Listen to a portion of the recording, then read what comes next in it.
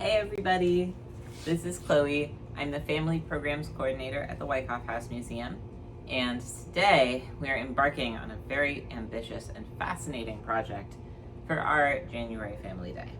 We are going to make papier-mâché, and I'm going to show you how to make lanterns that hopefully will be very colorful and very cool. So, to get started, what you're going to need is flour, like wheat flour. You can also use glue if you don't have flour or if you have an allergy. You should just Google it. It's a different papier-mâché recipe. And then you're going to need strips of newspaper, and or if you want, you can also use colored tissue paper. You're going to need balloons. I bought all of this stuff at the dollar store. You should be able to find it.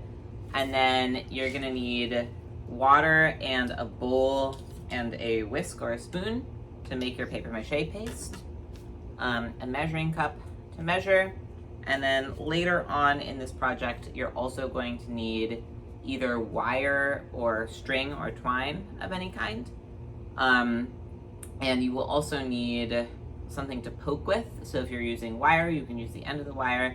You could also use like a toothpick or like a barbecue skewer if you have that. So we'll get to that part later. For now, what we're going to do is we're going to start off with our papier-mâché. I already made this paste, so I'm just going to show it to you and briefly tell you what the recipe is. I did this using equal parts flour and water. I used warm water and I just whisked them together, and it looked really stiff, so I ended up adding a little bit more water until the consistency was like this. One of the recipes that I looked at said that it should be about the same as pancake batter. This should be fine. So, in order to do papier-mâché, what you do is you will take newspaper strips. These are actually probably a little bit big, and you put them onto a form. So for our form, we are going to use balloons. I already have one blown up, which is right here. This is a little bit big. So this is about the size and shape that your lantern will be. So in order to start, make sure that your paste is all mixed up and ready and doesn't have any lumps in it. And then you just take newspaper and you dip it in the paste. It's really gooey. If you like gooey textures, you are in luck. If you don't, you should wear rubber gloves. Then you'll see that there's a lot of extra goo on here and you don't need all that, so you can just gently scrape it off. Next up, make sure that there aren't too many folds in here. And gross. You're going to kind of spread this out on your balloon, and you can kind of mush it down like I'm doing. Now, keep in mind that this is a very, very messy project. So what you might be interested in doing is setting up a drop cloth or doing this outside. You will probably want to wear an apron or wear clothes that you don't mind getting flour on them. So what you're gonna do is you're just gonna keep doing the strips. As you can see, the newspaper gets very soggy. So you're just gonna keep doing these, and you want to kind of overlap them, right? Because we don't want any holes in what we're making. If there's extra wheat goo, then you're just going to want to wipe it off.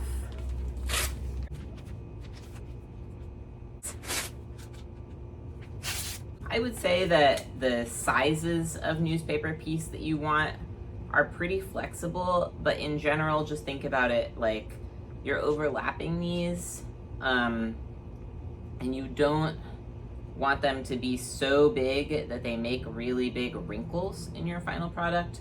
You also don't want them to be so small that you have to overlap them a gajillion times, right?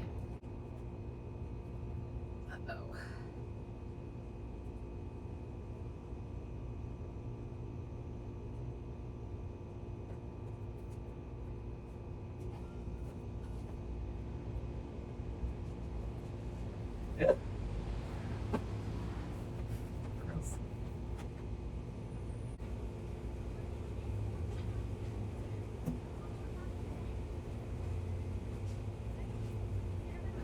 An important note is that you're going to want to leave the knot part of the balloon empty, because you are eventually going to pop this balloon and this is going to be your lantern shape, right?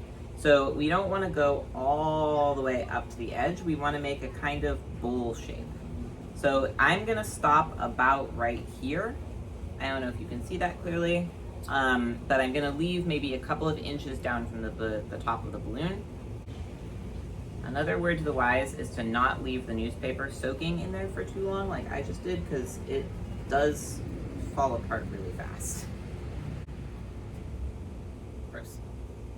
Just for reference, the papier-mâché mixture is about a cup each of flour and water, a little bit more than a cup of water, and it makes, I mean, as you can see, this is not a big bowl, and it's maybe like half full. So if you have extra goo, you can store it in the refrigerator and use it tomorrow, because you're going to need to let this dry in between each layer.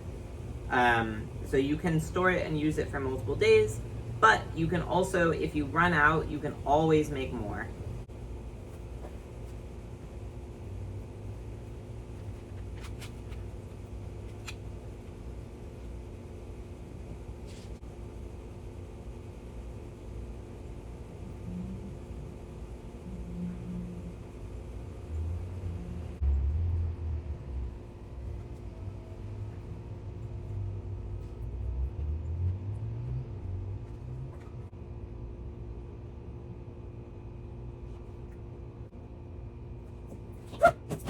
Uh-oh. Thanks. All right. Hey, everybody. We are back with day 2 of our papier-mâché adventure. So I'm going to show you what the overnight dried version of my papier-mâché balloon looks like. Looks like this. And you can see actually that it's kind of like shrinking against the balloon. It's a light color, that means it's totally dry, and I had to let this dry overnight. Depending on how hot your house is or whether or not you're doing this outside, your drying time will vary, but definitely let it dry for at least 12 hours, okay? So here's one layer, and I'm gonna add one more layer, and then I'm gonna come back and check it tomorrow. So this is kind of a multi-day project, and I have my papier-mâché mixture here, which is the same flour and water mixture from yesterday. It had dried up a little bit, so I added a little bit more water. And I also added a little bit of salt to prevent mold. Use the same thing, just remember to store it in the fridge between days. And I also added a string onto the end of my balloon so that it would be easier to mess with this and not get goo all over every surface when I went to dry it. This is exactly the same as the last go around. I am just adding these layers right on top of the last ones, and I'm scraping the extra goo, as you can kind of see, and then I'm just putting it back in the bowl. I pre-sliced my little newspaper slices to be a little bit smaller.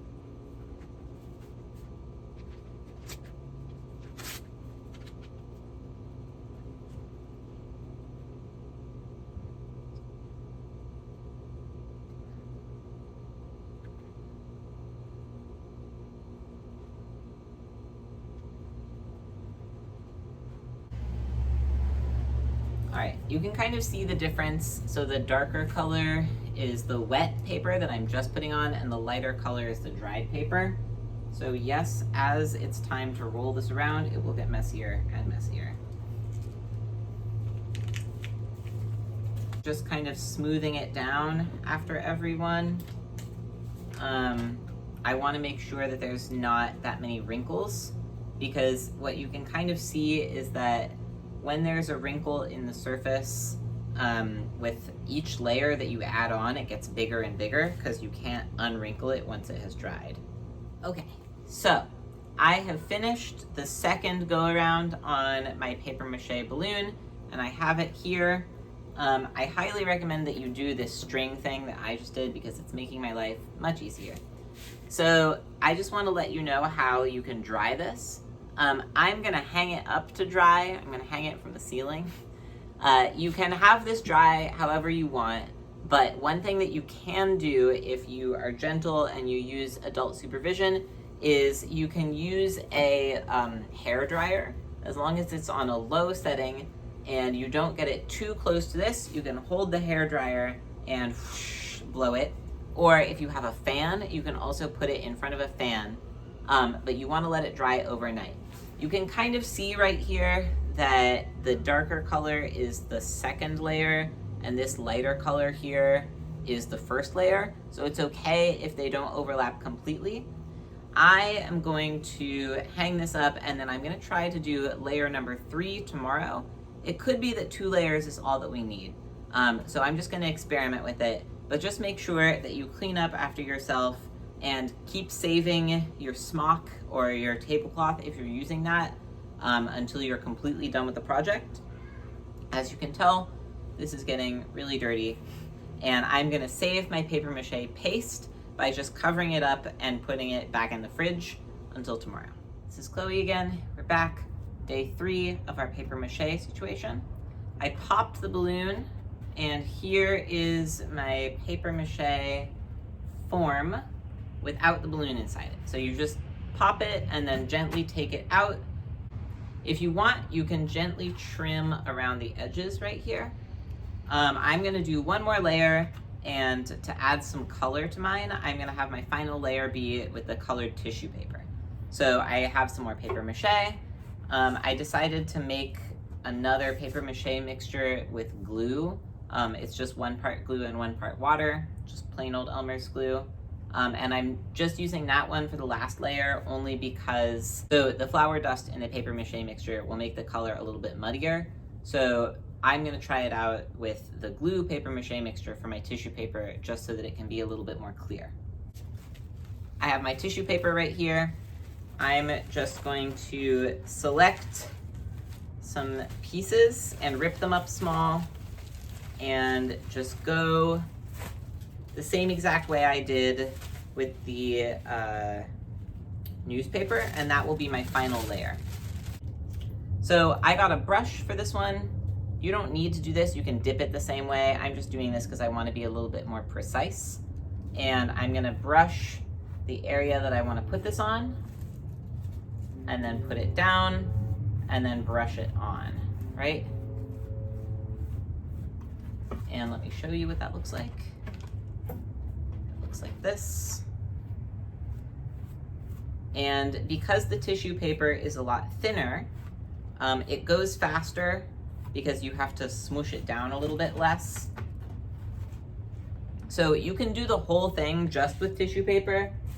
I would say that if you do choose to go that route, it takes a few more layers because it's a thinner material, but it might be a little bit less messy for you. So you're welcome to try it either way.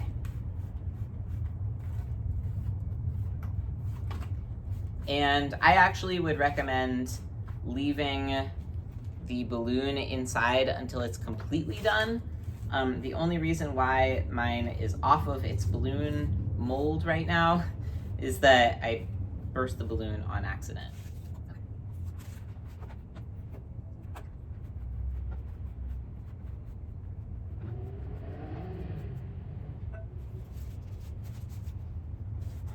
That piece might be a little bit too big, but that's fine.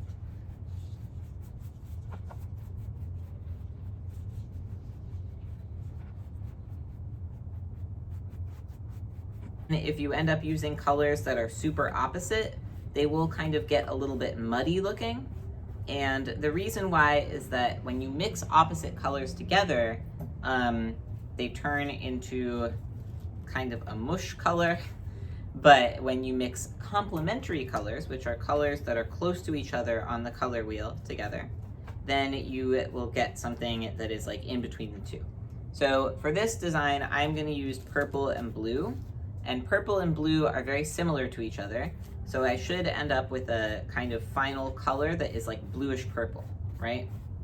I wouldn't recommend mixing like blue and orange or red and green because those are opposites, but you should get creative. Don't let me tell you what to do.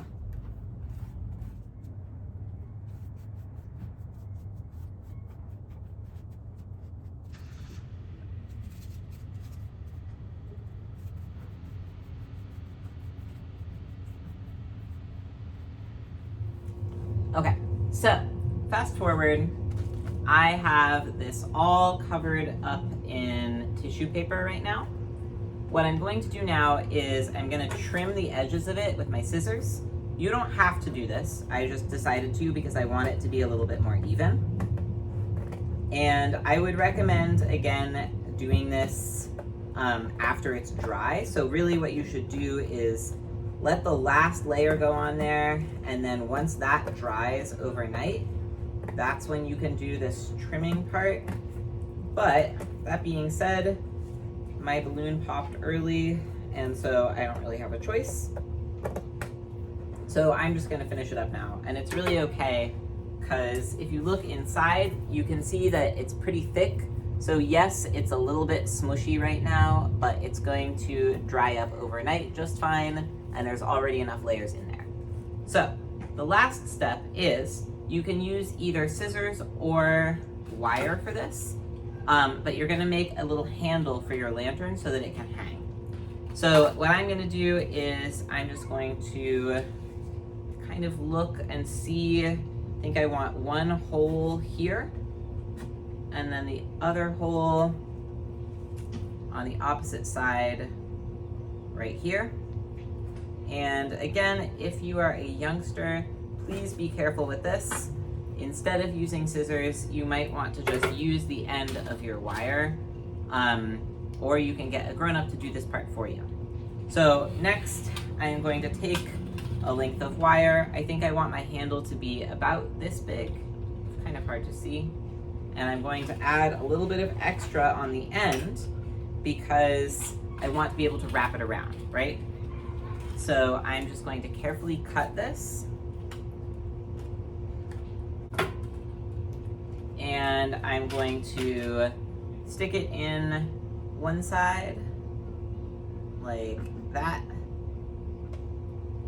There we go. And wrap it around just a couple of times. And be careful because the ends of the wire can be quite pointy. Then I'm going to stick the other end through here and do the exact same thing on this side. Awesome. So here is my handle. You can see that my finished lantern looks like this. I'm going to wait for it to get dark, which it will very soon, and then I'm going to hang this up with a candle inside, or if you are worried about candles, if you're not allowed to have them in your apartment, you can use an artificial light, and we're going to see how it looks.